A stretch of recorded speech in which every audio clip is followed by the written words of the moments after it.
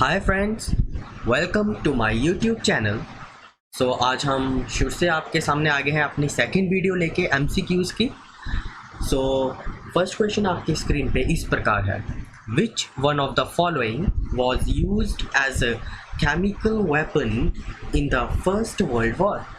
कह रहे हैं फर्स्ट वर्ल्ड वॉर दौरान एज ए केमिकल वेपन किसे यूज़ किया था। आपकी जो ऑप्शन है वो इस प्रकार है, A hydrogen cyanide, B carbon monoxide, C mustard gas and D both A and B. जो इसका करेक्ट आंसर है वो है C mustard gas. Next question, who has been appointed as the new managing director of J&K Bank in May 2020। आपके option इस प्रकार हैं, ए Zubair Iqbal, B दीपक चोपड़ा, सी राज Shukla, D Piyush Gupta. जो करेक्ट आंसर है वो इस क्वेश्चन का वो ए है, Zubair Iqbal. Next question, When was the Armed Forces Day 2020 observed? क्या इसके जो ऑप्शन वो इस प्रकार है, ए 14 मई, बी 16 मई, सी 17 मई, डी 18 मई। जो करेक्ट आंसर है इस क्वेश्चन का वो है बी 16 मई। Next question, Dash is the first European country to declare an end of COVID-19 outbreak। कह रहे पहली यूरोपियन कौन सी कंट्री है जिसने कहा कि जो कोविड-19 आउटब्रेक है वो ख़त्म हो गया है। कौन सी ऐसी पहली यूरोपियन कंट्री है? आपके सामने चार ऑप्शन इस प्रकार है, A Austria, B Poland, C Slovenia and D Finland. जो करेक्ट आंसर है इस क्वेश्चन का वो सी है, Slovenia. Next question, dash celebrated statehood day on 16th May 1975 become 22nd state of India. Actually Bharat की कौन सी ऐसी स्टेट है, भारत का कौन सा ऐसा राज्य है जो 22nd में स्टेट बनी थी या 22nd में राज्य बना था और जिसने सेलिब्रेट किया स्टेटहुड डे? आपके ऑप्शन इस प्रकार है, A Sikkim, B Goa, C Madhya Pradesh and D Himachal Pradesh. The correct answer for this question is A Sikkim. Next question, which European country developed I Feel You bracelet for social distancing? कह रहे कौन सी ऐसी यूरोपियन कंट्री है जिसने ब्रेसलेट बनाया जिसका नाम रखा I Feel You, वो भी सोशल डिस्टेंसिंग के लिए। आपके चार ऑप्शन इस प्रकार है, A Finland, B Germany, C Italy, D United Kingdom. The correct answer for this question is C Italy. Next question, Tribal Affairs Minister Arjun Munda launched goal that is going online as the leader program in partnership with Dash। कह रहे हैं जो हमारे tribal affair minister हैं उन्होंने एक programme launch किया जिसका नाम है GOAL that means going online as a leader. इन्होंने किसके साथ पार्टनरशिप की इस प्रोग्राम को लॉन्च करने के लिए? आपके जो ऑप्शन इस प्रकार है, A Facebook, B Microsoft, C Apple and D Intel. जो करेक्ट आंसर है इस क्वेश्चन का वो है A Facebook. Next question, E-NAM reaches milestone of 1000 mandis across that states and dash UTs।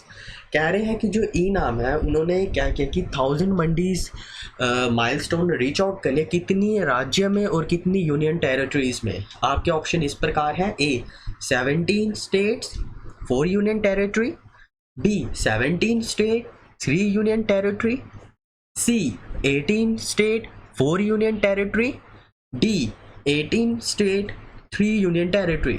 आपका जो करेक्ट आंसर है वो है D, 18 states and 3 union territories.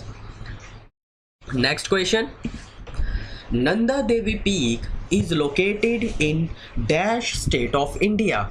Bharat के किस राज्य में नंदा देवी पीक है? आपके जो ऑप्शन है वो इस प्रकार है, A Himachal Pradesh, B Sikkim, C Uttarakhand and D Goa. जो इसका करेक्ट आंसर है वो है सी उत्तराखंड। अब हम फाइनल क्वेश्चन की ओर बढ़ते हैं। 10th question, dash article in the Indian constitution states that all powers shall be equally protected by the laws of the country। कह रहे हैं वो कौन सा ऐसा आर्टिकल है जो हमें ये चीज़ बताता है? A article 14, B article 15, C article 16 and D article 18। जो इसका करेक्ट आंसर है वो है ए आर्टिकल 14। सो अगर आप चाहते हो कि मैं इंडियन पॉलिटिक्स की वीडियो स्टार्ट करूं, सो मैं आपको इस क्वेश्चन के बारे में थोड़ा समझाऊंगा। अगर आपको लगे कि हाँ मुझे स्टार्ट करनी चाहिए तो प्लीज़ आप मुझे बताइए। एक्चुअली इस क्वेश्चन का आंसर आर्टिकल 14 इसलिए आपको पता है कि जो आर्टिकल 14 टू आर्टिकल 18 वो बताता है हमें राइट टू इक्वालिटी के बारे में। सो जो आर्टिकल 14 है वो हमें बताता है equality before law and equal protection of law. हमने क्या किया, हमने यूएस कॉन्स्टिट्यूशन का हमने एक पार्ट उठाया जो हमें बताता है इक्वल प्रोटेक्शन ऑफ लॉ, और जो हमारा इक्वालिटी बिफोर लॉ है ये हमारा इंग्लैंड का कंसेप्ट है, ब्रिटिश कंसेप्ट है। जो इक्वालिटी बिफोर लॉ ये हमारा नेगेटिव कंसेप्ट है, और जो हमारा इक्वल प्रोटेक्शन ऑफ लॉ है ये हमारा पॉजिटिव कंसेप्ट है। ये मैं आपको एक्सप्लेन करके बताऊंगा वो कैसे। एक्चुअली अब आपके पास 2 पर्सन है, एक पर्सन ने ए को गोली मारी और दूसरे पर्सन ने भी गोली मारी, ठीक है। अब एक पर्सन ने जो गोली मारी वो इसलिए मारी अपनी सुरक्षा के लिए, बट अगर हम इक्वालिटी बिफोर लॉ के बारे में बात करें वो हमें क्या चीज़ बताता है, no discrimination in the eyes of law as well as no one above the law. इसमें कुछ एक्सेप्शन है इस आर्टिकल में, वो मैं आपको एक्सप्लेन करूंगा अगर आप चाहते हो कि मैं वीडियो बनाऊं आपके लिए। एक्चुअली जैसे मैंने बोला no discrimination in the eyes of law, दोनों ने सज़ा की, दोनों ने मारा, लेकिन एक बेचारे ने अपनी जान बचाने के लिए दूसरे को गोली मारी और एक ने ऐसे ही गोली मारी, लेकिन दोनों को जो सज़ा मिलेगी वो सेम मिलेगी। लेकिन जो अमेरिकन कंसेप्ट है, जो पॉजिटिव कंसेप्ट है, जो हमें क्या चीज़ बताता है, इक्वल प्रोटेक्शन ऑफ लॉ, ठीक है। उसमें क्या होता है, रीजनेबल डिस्क्रिमिनेशन। एक्चुअली एक ने तो गोली मारी अपने आप को बचाने के लिए, लेकिन दूसरे ने ऐसे ही मारी गोली, तो इसमें जो सज़ा होगी वो रीजनेबल, इसमें डिस्क्रिमिनेशन किया जाएगा क्योंकि उसने अपनी जान बचाने के लिए किया। अब अपनी जान बचाने के लिए, अपने आप को प्रोटेक्ट करने के लिए उसने ऐसा किया। अब आपको एक और एग्जांपल देता हूँ। अगर आपके पास एडल्ट चाइल्ड है और कोई माइनर चाइल्ड है, माइनर चाइल्ड हो गया जिसकी एज 18 से कम है और एडल्ट हो गया जिसकी 18 या 18 से ज़्यादा है।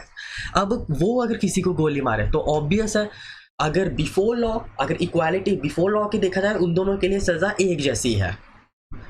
अगर इक्वल प्रोटेक्शन ऑफ लॉ की बात की जाए, अगर अमेरिकन कंसेप्ट की बात की जाए तो इनकी जो सज़ा है वो इक्वल नहीं है। क्यों? क्योंकि वो माइनर एज है, उसको इतनी समझ नहीं है। ये डिफरेंस है इन दोनों के बीच में।